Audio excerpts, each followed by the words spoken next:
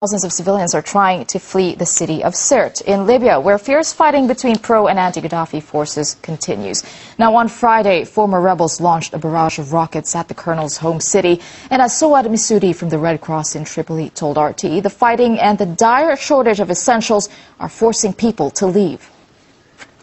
About the situation in Sirte, we have heard accounts of IDPs, about water and electricity being cut off, and a lot of difficulties with the water supplies, with access to food and access to medical supplies and medical health services.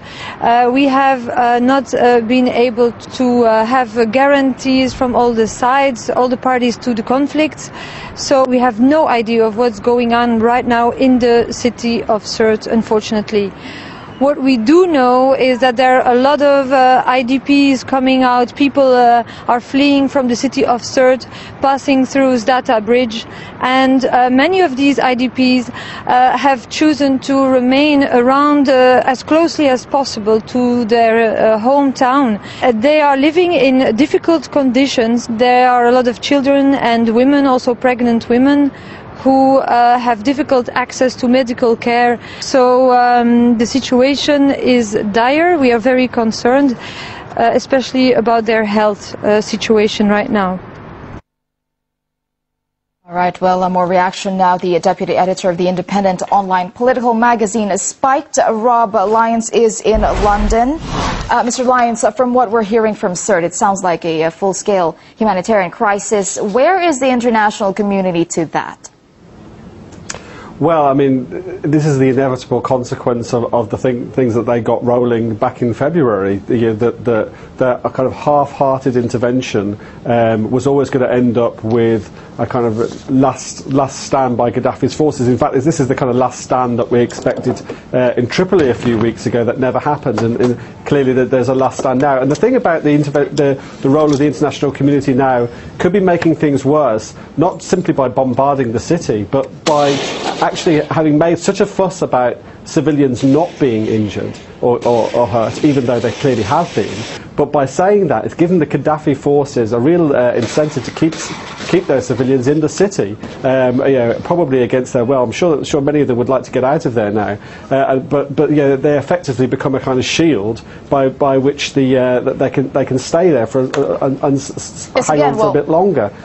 Yeah, so talking about these casualties, I mean, the city is under constant NATO bombardments, and we hear that the casualties are mounting, as you yourself has mentioned. Going back again to that original mandate, where does this sit with that mandate of protecting civilians, if at all?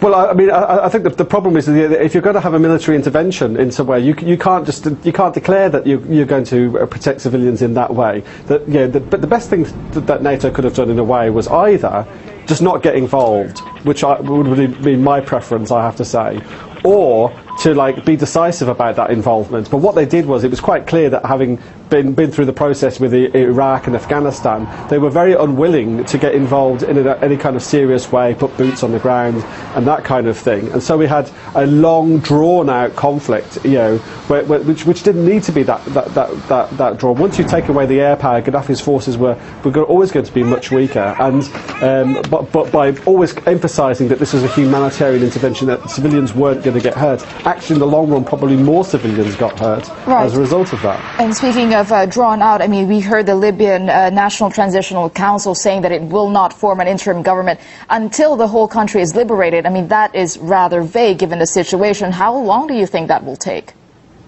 Well, that could be as long as a piece of string, really. I mean, there's places in the south that are going to take quite a while to liberate. Sirte could take a long time to liberate, as in their terms as well, because as long as there are civilians in there, as long as the Gaddafi forces have now got nowhere else to go, they've got no interest in kind of running away. So we could be in for a really long stalemate. But it gives more time for this kind of sense of uncertainty about exactly what the political future of Libya is going to be. Okay, and now it's been 6 months, I mean half a year after Libya's conflict broke out. It's now that the U.S. and its allies have decided to take a closer look at those anti-Gaddafi leaders that they had previously backed unconditionally. I mean, this has been brought up sporadically in the past, and now they're fearing Islamic extremism. Do you think it's a bit too late for that now? Well, I mean, even if these leaders weren't, Islamic extremists, I mean, many of these are old Gaddafi people that simply fell out with Gaddafi in the past. We have no idea really who these people are. And the point is, they weren't picked by the Libyan people. They were picked by the West, and they owe their allegiance now to the West. They're kind of the kind of puppet regime in a way. Their place in power, the fact that they've got a seat at the UN, the fact that they run the embassies now in these various different countries, the fact that they're recognised, that's all come from the West. It hasn't come from the Libyan people. So regardless of who they are, whether this really represents a step forward for Libyans is still very much open to question. All right, thanks very much for your analysis there. Rob Lyons, Deputy Editor of the independent online political magazine Spiked, talking to us live from London. Thank you.